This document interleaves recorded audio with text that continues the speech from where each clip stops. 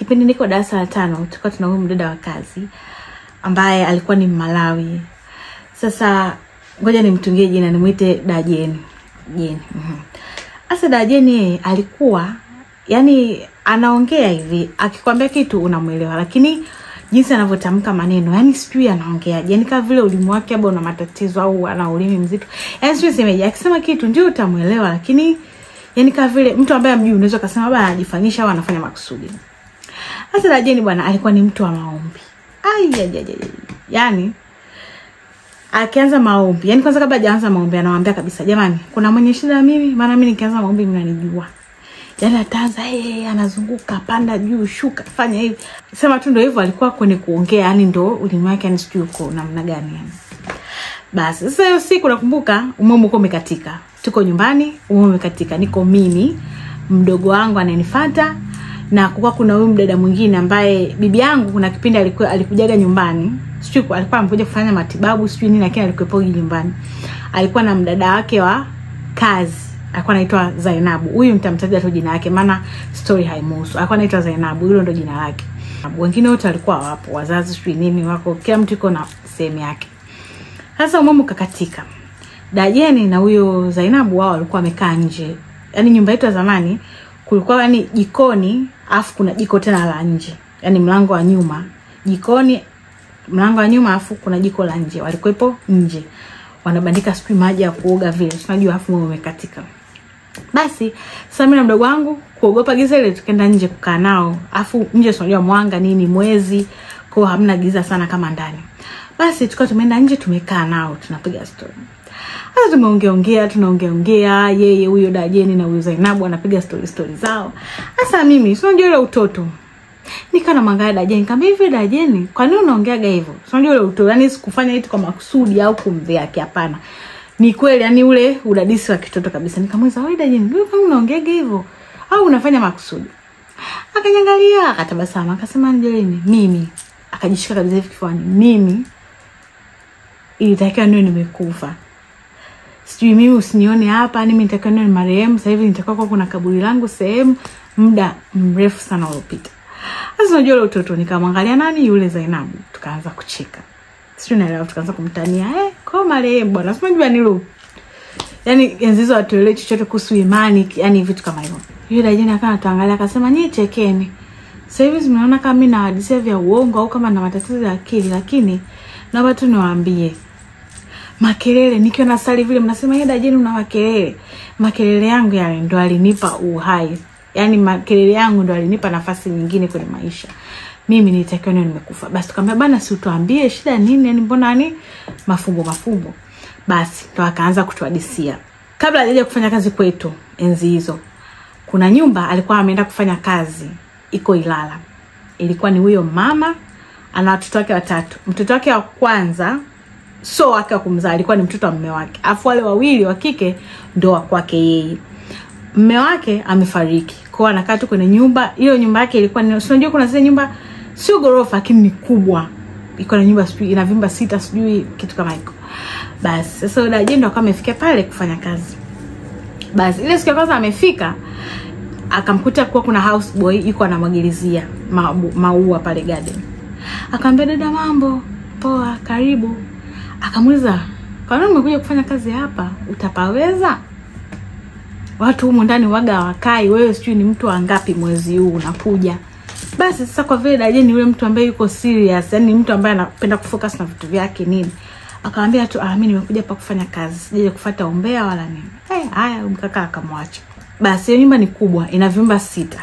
Kimoja cha yule mama mwenye nyumba, kimoja cha yule mtoto wake yule mkubwa, afu kingine cha yule mwingine, afu kingine cha yule mtoto wa mwisho. Kwa hivyo ni vyumba vingapi? 4. Na kuna vingine viwili ambavyo ni vyumba lakini havina kitu, yani viko vitupu. Hamna vitanda, hamna makabati, yani ni chumba tu hivi hakina chochote. Viko viliwaga tu vimefungwaga. Huyo Dajeni yeye chumba chake kilikuwa hakiko ndani ya nyumba. Chumba chake kilikuwa nje. Yani ukifungua hivi mlango wa chumbani kwake yani ni nje kabisa, unaona gate, unaona fence, unaona magari, hakikuwa ndani ya nyumba. Kwa asubuhi akiamka anaingia ndani anafanya kazi kama ni kusafisha ni nini.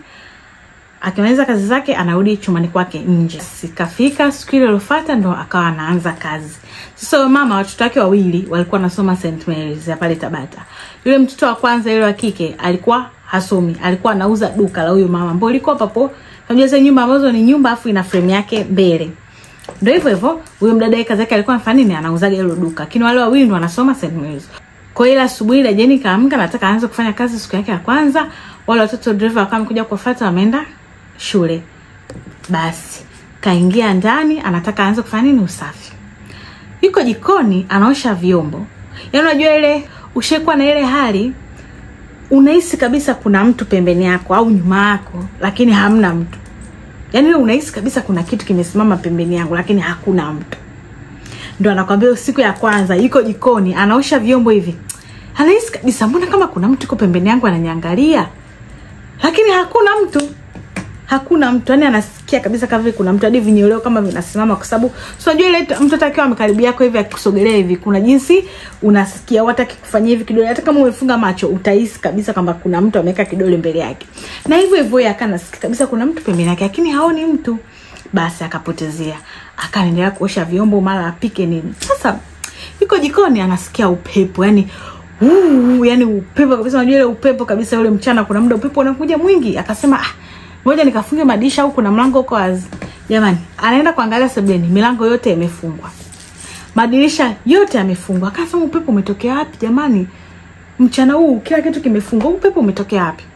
Basi sasa kwa vile Dajeni ni nini mtu wa yule wa imani. Unajua ni mtu ambaye ameshazoea ni kwa yani amesimama kiimani, hayumbishwi na hivi vitu vidogo vidogo. Akapotezea, akaendelea kufanya kazi zake nini akamaliza. Sila amemaliza kuosha vyombo, sio kupika kunini, akawa ameenda wapi? Kukaa sebuleni, aangalie tu TV, asikize radio. Sasa hiyo nyumba yani ilikuwa ukiingia hivi ndani, mlango unaangaliana na sebule, alafu kuna corridor ndio iko ina vyumba. Basi sasa amekaa hivi kwenye kochi ambalo linaangaliana na nini na TV, yuko anaangalia TV. Hasa nyuma si corridor, anahisi kabisa kama kuna mtu anapita, yani anatembea. Anageuka hivi hakuna kitu.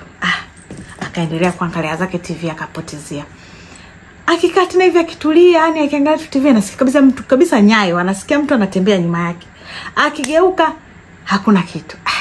Akazima TV, akaenda nje, akakaa na yule mdada yule mtoto yule mama wa kwanza, wakapiga tu story dukani. Basi Dajeni akatoka nje, akaenda hapo dukani. Maana ile duka lilikuwa pembeni ya ile gate la kuingilia ndani. Basi akaenda. Sasa ukienda ile duka lilikuwa lina kama gate, yani ni kubwa kubwa tu kama ile ya Mangi yale. Sema yenyewe ni kubwa ni. Akaenda akasimama pale mbele ya duka. Nika vile anataka kuingia, akakaa naye yani amzoee apige story. Sana fika pale mlangoni getini, yule mdada anamwangalia. Yani ni anamshangaa. Anamshusha, anampandisha, anamshusha. Akaguna. Akamwangalia yani kama maeneo ya hapa mapajani. Akawa anamwangalia tu hivi. Dajeni akamwambia vipi? Mind you, hapo Dajeni kavaa, ndani kavaa kama kipedo sweet tight, afu kajifunga kitenge na t-shirt kwa juu. Yule mdada kama alipofika hapa maeneo ya miguuni, akastop, akaona mwangalia. Yule Dajeni akamuuliza, "Wewe, kwa nini unaniangalia hivyo?" Akamwambia, "Wewe, hilo kovu ulifanyaje?" Senda Dajeni akashtuka, akamwambia, "Wewe umejoje mimi na kovu?" Maana kweli, yani Dajeni alikuwa na kovu hapa kwenye paja, yani kuanzia hapa mpaka hapa kwenye goti. Alikuwa na bonge kovu, yani kama aliungua, yani sijui ilikuwaje.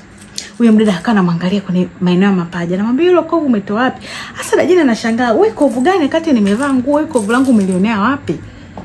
Huyo mdada tu anaendelea kumwangalia. Haya. Dajeni akasema akaenda zake ndani. Sasa kwa ile ndani akakutana nani? Yule mkaka wa garden.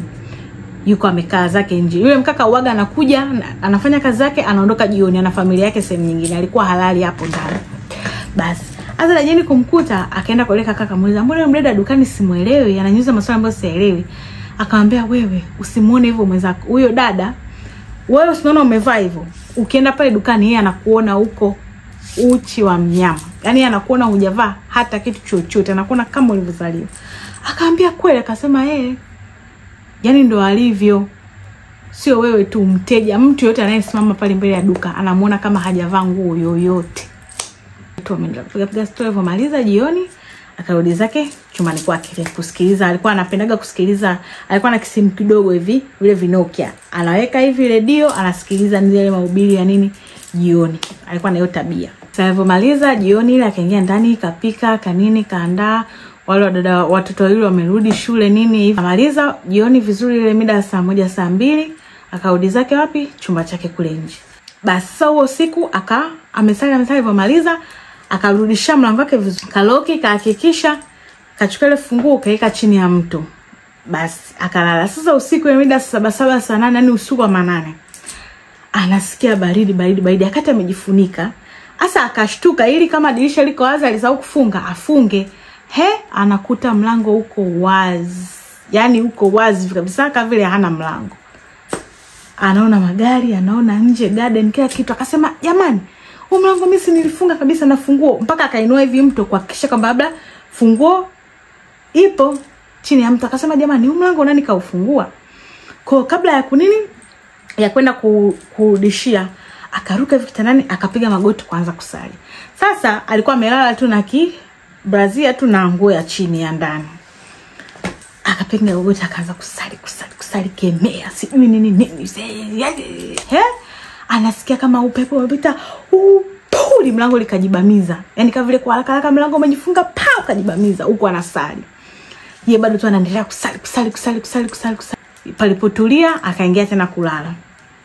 Basi sasa kesho yake ilikuwa ni weekend, ilikuwa ni Jumamosi.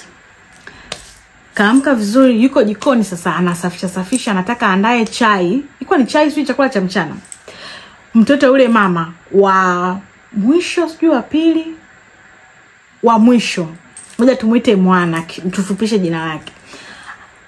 Akaja jikoni, akawa anamwangalia, amesimama pale kwenye ile sehemu ya kuingilia jikoni. Yeye yule dajeni yuko anaandaa. Anasimama pale mlangoni anamwangalia. Basi yule dajeni akageuka hivi kumwangalia kwamba, "Vipi, mbona umesimama hapo unanishangaa?" Akaanza kumwambia, "Hivi dada, mimi kuna kitu nataka nikuulize. Usijisikie vibaya lakini." Akamwambia, "Niulize, kwa nini kanisani kwenu huwa mnasali uchi? Kwa nini hamvai mkiwa mnasali kanisani kwenu? Nataka tu nijue kanisani kwenu huwa mnasali uchi, yani mnakuwa hamvai nguo." Asa ile dajeni nani akakasirika. Hakumaanisha yani kutukana sijui dini ya mtu hapa. Nani akawa amekasirika ni kama vile aliona kama nani amemdhihaki, na yeye akamjibu, "Nyie msikitini mkienda mnasaligi mkiwa mjavaa nguo?" Basi yule mwana akamwambia, basi Aishi, sana kasirika nini? Mimi nataka tu nijue kama, maana sijai kwenda kanisani. Nataka nijue kama uaga mnasali mkiwa uchi. Sasa ile ameondoka, dajeni akawa anabaki pale anaosha vyombo, anajiuliza, "Huyu mtoto kwa nini kaniuliza hili swali? Anamaanisha nini kanisani, kwa nini anamaanisha nini kwamba kanisani kwenu huwa mnasali uchi?"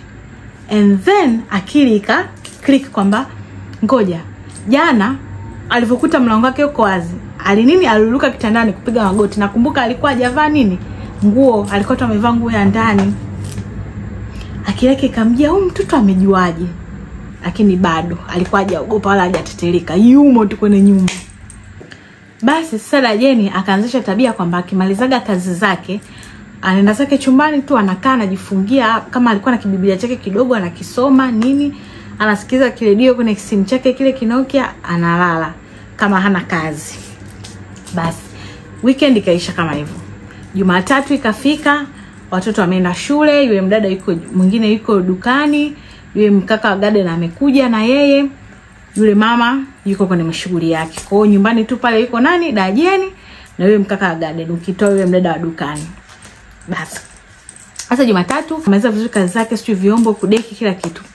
Akaenda kukaa sebuleni, akawasha TV, akawa anaangalia kile kipindi cha zamani cha dini, sio ni ATN, kwa kuna yule mchungaji fulani hivi alikuwa anahubiri, alafu kuna mtu anamtafsiria kwa Kiswahili. Yeye alikuwa anahubiri kwa Kizungu.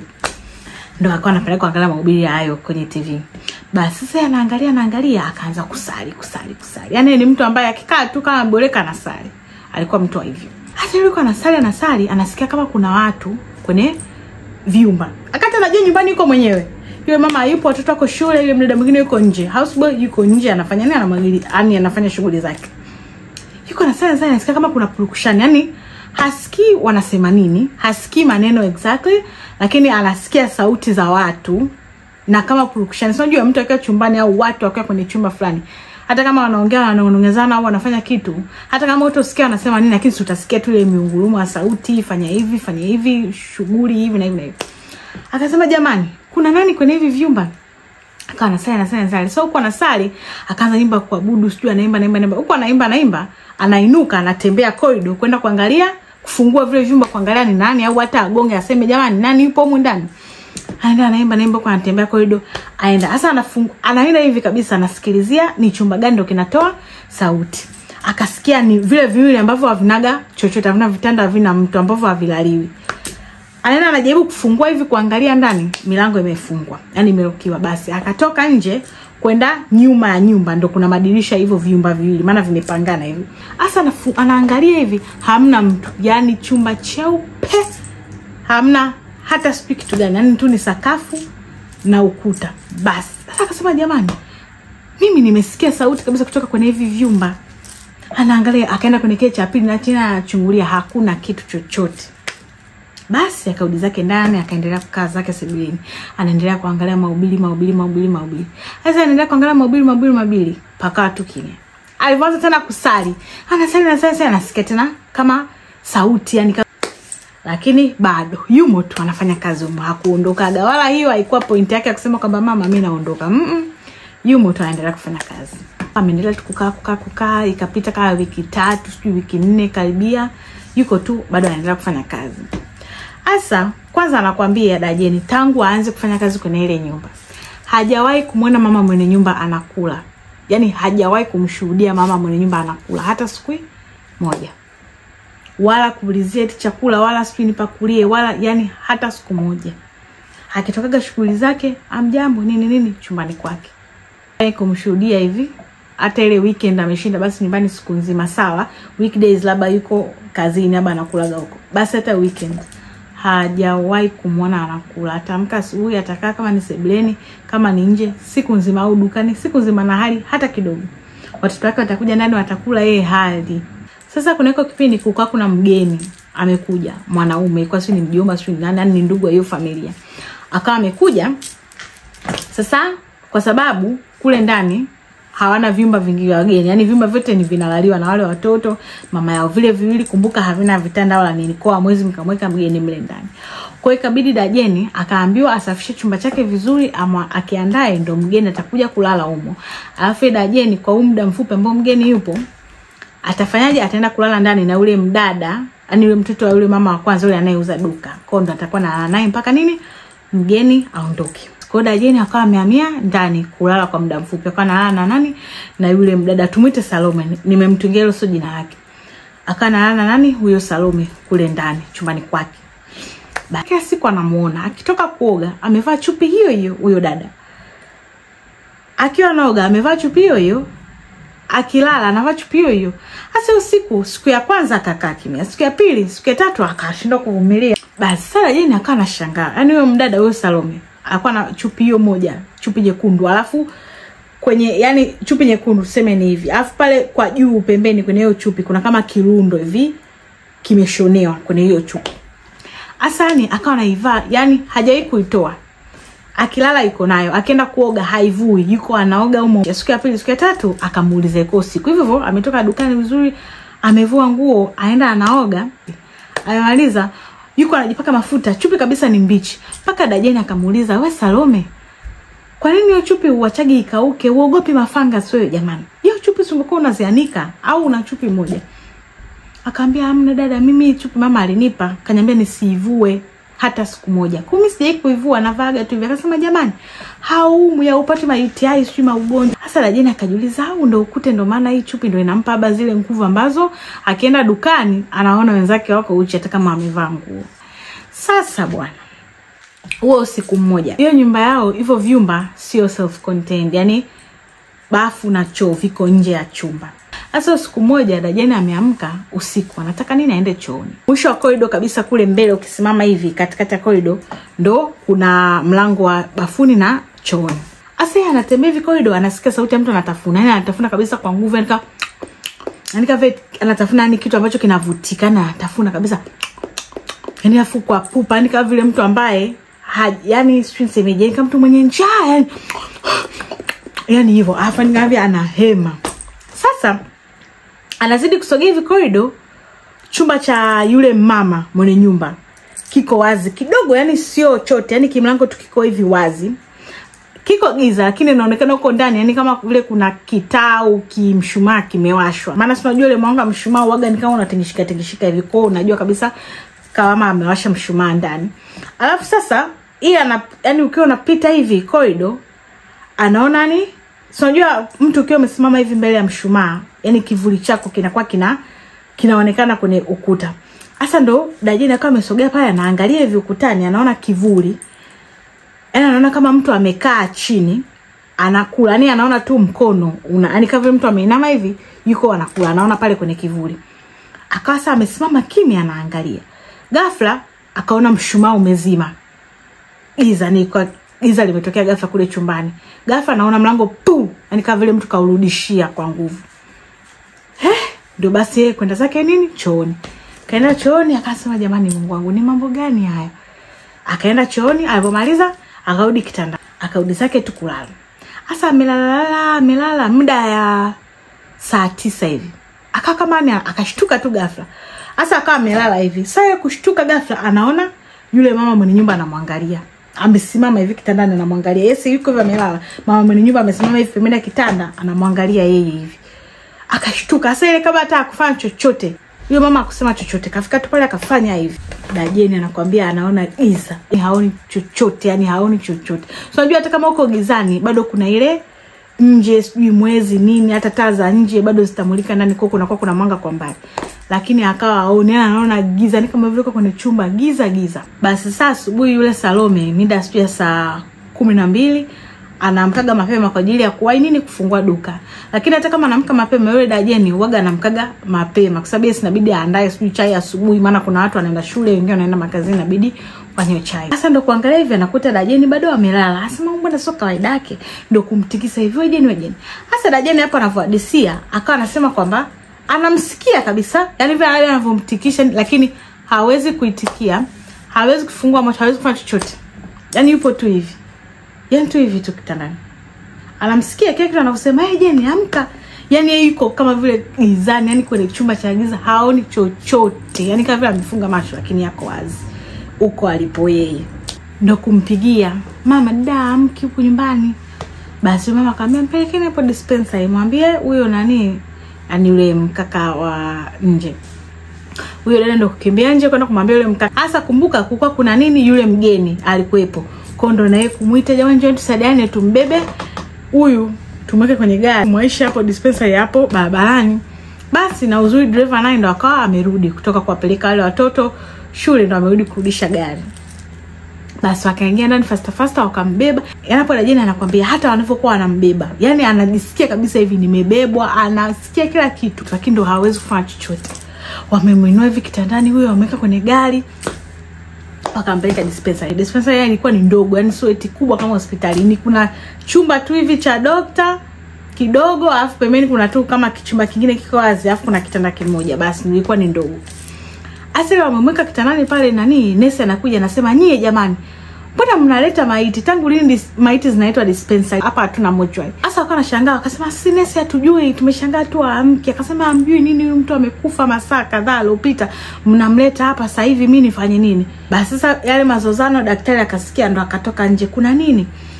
Ndo akamuelezea daktari, "Huyu sijui nini ameleta mgonjwa, lakini mgonjwa anaonekana ameshafariki muda mrefu, nini maiti. Sasa sijui kwa nini ameileta hapa. Sisi sio nani, sisi hii ni sehemu ya kutibu tu vitu vya kawaida. Hatupokei marehemu." Basi kumbuka hapo anavozozana hivyo, yule Dajeni anasikia kila kitu, yuko pepe kitandani, anasikia ni mazozano yao wanavyosema, "Oh sio nini, hatupokei maiti sio," lakini hawezi kufanya kitu. Anakuambia tu yuko yani kama vile anaona yuko kwenye sehemu ya giza, yani giza, haoni chochote. Yani haoni chochote. Anajaribu kusema, "Hey jamani," lakini hamna anayemsikia. Yule daktari akasema, "Hapa inabidi mbadilishe hospitali akaangaliwe chanzo ni nini, yani mumpeleke hospitali kubwa. Sisi hapa hatuna cha kuwasaidia." Sasa ndio yule Salome yani akawa aelewa afanye nini. Ndio kuchukua simu ya Dajeni kuangalia sasa hapa kuna ndugu nini waweze kupiga nini, yani vitu kama hivi. Basi sasa wakati yule Salome anaendelea na mambo ya kutafuta ndugu nini, na yule driver na yule mkaka wa kazi na yule mgeni, kila mtu ndio anaendelea kuhangaika, yule nesi akasema, "Jamani, nawasaidia kumfunika na ile shuka, lakini naombeni mlirudishe. Mkisha mpeleka huko naomba ile shuka lirudi." Asa nesi ndio yuko anamfunika vizuri kabisa. Dajeni yote hayo anasikia kabisa lakini hawezi kufanya chochote. Asa iko tu hivi anaelewi iko wapi. Anaona kama mtu anakuja. Alikuwa anaona nini kama ni mama ameshika kimshumaa kidogo na amekishika hivi mkononi. Yaani kwa kuna giza kiasi cha kwamba mshumaa unamulika tu hivi sura, yani hivi, yani hiyo sehemu ilikuwa inagiza sana. Hiyo mama kama vile anatembea anakuja kwa Dajeni. Akaja pale akamshika hivi akamvuta ulimi. Yaani huyo mama akaenda pale akamvuta ulimi. Alipomvuta ulimi kuna kitu kama akawa amemwekea amemmwagia hapa juu ya ulimi. Alafu akachukua sijui kinini akamtoboa, yani kama vile akamchana hivi, akamchanja hivi kwenye ulimi. Afu likaondoka ile mama, likarudi tena giza. Kumbuka kwenye ulimwengu wa kawaida ameshafariki kabisa, wamemfunika hivi. Huku anahangaika kuitafuta ndugu zake sijui nini. Basi Dajeni ndo kuanza kusali. Anasali anasema Mungu hapana. Huwezi kuwa mwisho wangu. Yesu, kumbuka sadaka zangu, kumbuka sijui maombi yangu. Analia, anasali anasema Yesu. Asa yuko anasali anaona kama ulimi wake yani hawezi kutamka vizuri. Yani kama vile analia, anasali anasema Yesu hapana. Mimi sijafariki, sitaki kufariki hivi. Mungu unajua hujamalizana na mimi, najua bado na makusudi na maisha yangu. Si yani sali kemea. Basi Dajeni yeye alikuwa ana ndugu yake ambaye ni Malawi, na yeye yuko alikuwa anaishi Mwananyamala. Alikuwa anafanya kazi na yeye za ndani, lakini akatoka akajitegemea, akawa anapangisha, yani amepanga Mwananyamala. Ndio yeye akampigia simu. Ndio kuja mpaka pale dispensary. Anaanza kulia anasema hapana ndugu yangu hajafa. Basi nesi akasema jamani naombeni mfanye haraka mumbebe, maana sisi dispensary yetu tuna kitanda kimoja. Akitokea hapa mgonjwa ambaye anahitaji kulazwa, hatutakuwa tuna nafasi. Tumemweka hapa muda mrefu sana. Hasa na ndugu yake naye akafika pale naye akaanza kusali. Naye alikuwa ni mtu wa Mungu. Sali. Sasa muda unazidi kwenda. Yule nesi akasema dada, fanyeni basi mumpeleke huyo. Mtu amefariki muda mrefu sana huyo, mpelekeni nani, mnamchelewesha. Kuna vitu vingi bado anataka afanyiwe hapo. Basi ndugu yake analia anasema hapana. Hapo Dajeni anamsikia pia. Yuko anasali lakini anasikia yani kitu kinachotokea nje hivi ya mwili wake anasikia, lakini ndo hawezi kufanya chochote. Basi muda unazidi kwenda. Kumbuka hapo yule Salome, yule driver na yule mkaka wa nje wa usafi sijui walikuwa bado pale wanasubiri. Sasa wamekaa hivi, yule mama mwenye nyumba akampigia Salome, akamwambia wewe Salome, huyo ndugu wa huyo dada amefika hajafika? Akasema amefika. Sasa wewe bado unafanya nini hapo? Na maana duka langu leo amfungui siku nzima. Naomba utoke hapo nenda kafungue duka. Wewe toka hapo nenda rudi nyumbani kafungue duka. Kwa hiyo sasa Salome, yule driver na huyo mgeni wakaondoka wakarudi nyumbani. Kwa pale akawa amebakia yule mkaka wa nje, yule mkaka wa kazi wa pale ndani. Amebaki nao pale dispenser. Sasa wanaendelea wanaomba, anasikia Dajeni anaanza kukoa. Yule ndugu mtu anaendelea tu asante Yesu, asante Mungu umetupa maisha tena. Lakini sasa alipoamka akawa kuongea, anaongea hawezi tena kuongea vizuri. Akawa anaongea vitu havieleweki. Basi sasa ndo Dajeni kushuka pale kitandani, akawa naye ameenda wamekaa naye pale kwenye benchi. Basi yule mkaka akaza akasema yani hapa dada, ondoka na ndugu yako. Usirudi tena kwenye ile nyumba, na yule mama usimwage. Hata nguo zako mimi ndo nitaambiwa, vitu vyako vyote nitoe nichome. Kwa mimi nitakuletea. Wewe utaniambia tu uko wapi, nitaleta. Basi ndo akaondokaga akaendaga kukaa kwa ndugu yake hapo Mwananyamala kama mwezi hivi. Unajua kufanya maombi, maana kuongea alikuwa kama ni hawezi. Ndo maombi nini. Alianzaga kukaa sawa ni kama sauti yani na ulimi ukao unaanza kuongea ni ile yani angalau sio kama mwanzo. Ndo akajaga saa kwetu kufanya kazi. Ndio siku akawa anatuhadisia. Jamani, ndio nikana sasa ipata picha ni watu wangapi duniani wanapoteza maisha kila siku sio kwa njia za Mungu. Ni watu wangapi ambao tunawazika kila siku, tunaye amefariki, tunaona tu amefariki sio ajali nini, wanakufa kwa njia za ajabu ambazo sio za kimungu. Ni watu wangapi? Kwa hata na Dajeni hajawahi kujua shida ile familia ilikuwa ni nini, zile kelele alizokuwa akisali mle ndani ni nini alikuwa anasikia. Maana aliondoka tu kama yani ghafla. Kwa hajui chochote kuhusu ile familia, hakupata hata majibu alikuwa anahitaji. Kuna shida gani, ni kitu gani kinaendelea, mpaka leo hajui. Lakini hizo ndo seke alizokuwa anapitia alipokuwa anakaa pale ndani. Yani sasa hivi atakuwa wapi? Maana hii hadithi kipindi anatuhadithia ilikuwa ni zamani, yani koko darasa la 5. Sasa hivi sijui atakuwa wapi maskini ya Mungu, sijui kama aliweza kurudisha tena kuongea ni uwezo wake kuongea vizuri. Sijui, lakini hiyo ndo hadithi alitupa ile usiku. Na alituhadithia mambo mengi. Yana kana sema kuna kipindi alikuwa anaweza kalala hivyo usiku anasikia mtu anatembea juu ya bati. Unajua ile mabati yale ya chuma, sio nisemeje, sio vigae. Anasikia kabisa mtu anatembea hivi, akitoka hivi kimya. Au anasikia mtu anatembea juu ya bati, akitoka hivi akianza kukemea anasikia kitu kimeanguka puu, lakini haoni chochote. Yaani nyumba ilikuwa ina mambo mengi ambayo mpaka leo hajui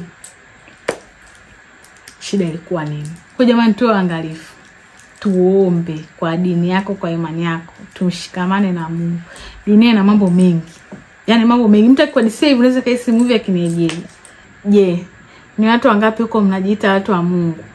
Lakini mkipita kwenye vitu kama hivi, siku hiyo unaondoka, uwezi, unaogopa, unatetemeka.